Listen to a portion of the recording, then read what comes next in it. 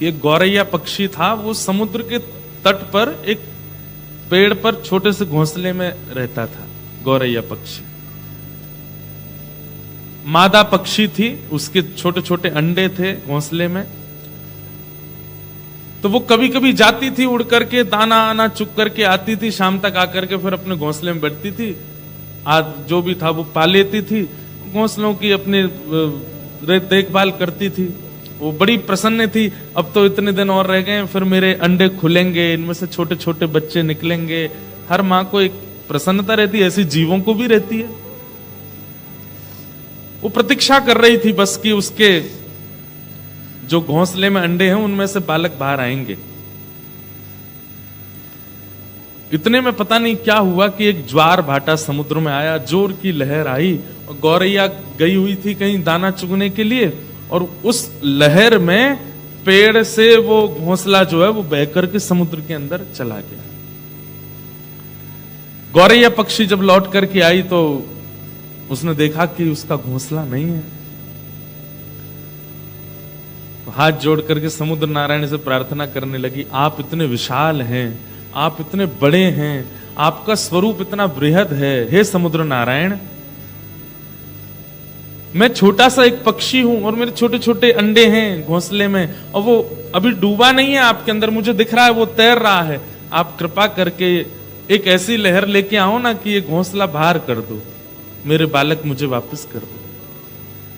मुझे पता है कि ये बहुत बड़ी बात मांग रही हूं मैं आपसे, लेकिन आप यदि ये कर देंगे तो इसमें आपकी महानता है कि एक छोटे से पक्षी की आप बात सुन रहे हो।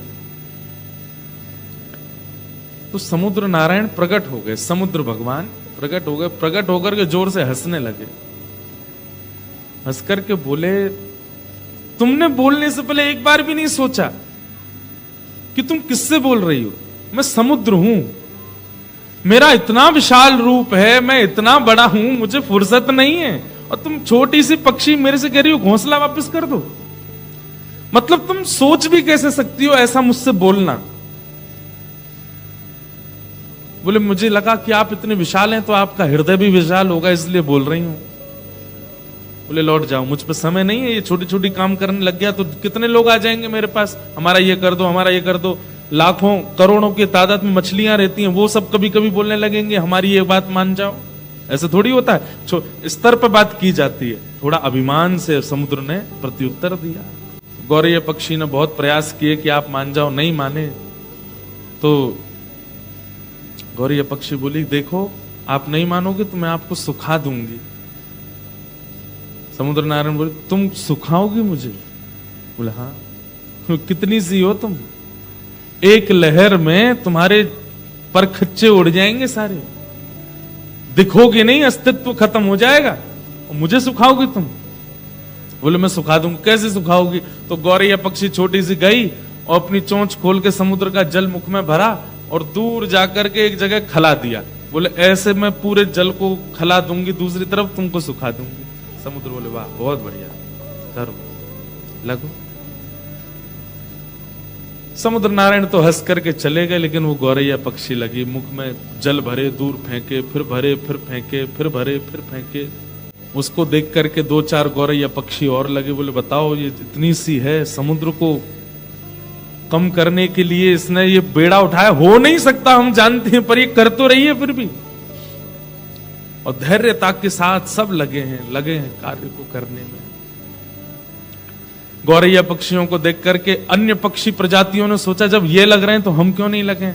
तोते भी आ गए, साथ में कोयल भी आ गए, कौवे भी आ गए, जितनी पक्षियों की प्रजाति, सबके मन में आया कि समुद्र सूख तो नहीं सकता, पर ये गौरैया जब हार नहीं मान रही है, इतने धैर्यवंत होकर के कर रही है, तो हम क्यों ना इसकी सहायता करें।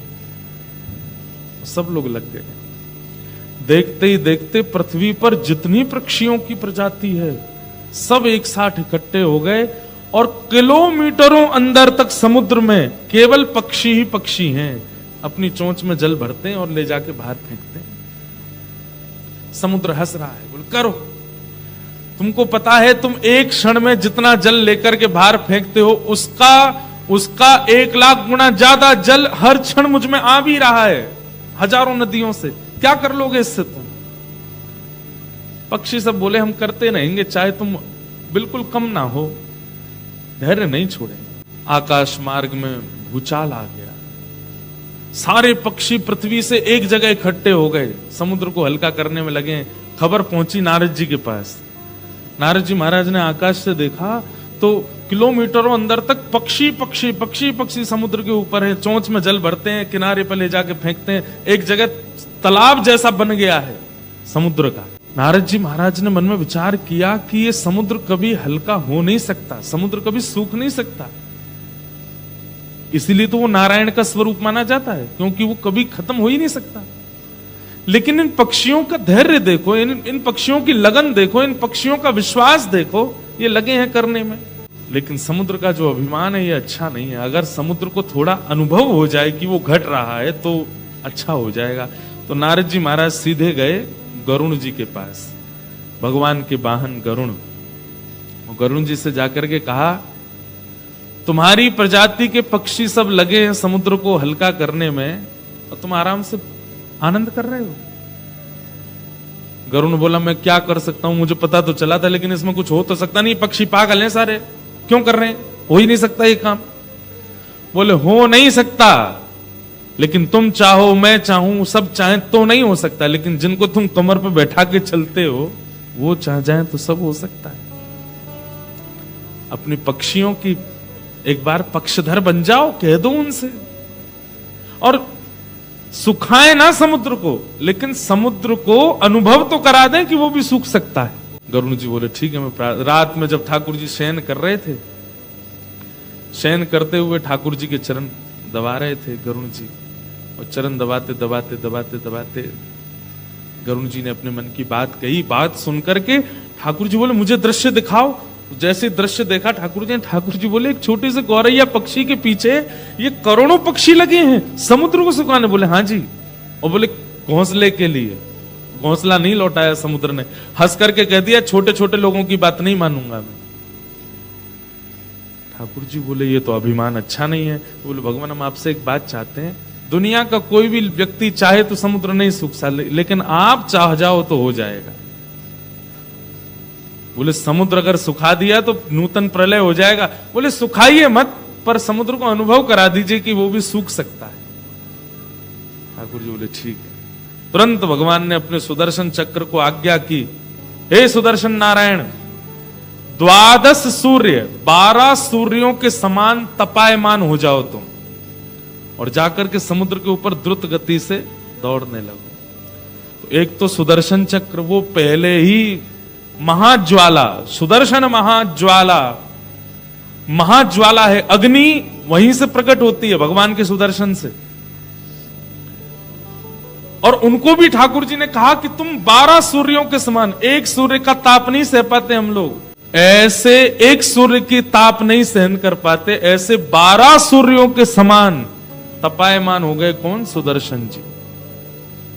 एक सूर्य तो आकाश में था, लेकिन तभी समुद्र नारायण ने देखा ये दूसरा सूर्य कहां से आ रहा है, और वो जैसे जैसे पृथ्वी के समीप आने लगा, द्रुत गति से सारा पानी उड़ने लगा आकाश की ओर, किनारे छोड़ने लगा समुद्र, धीरे धीरे भीतर जाने लगा, मछलियां मरने लगी। मतलब चंद सेकंडों में किलोमीटरों भीतर चला गया समुद्र।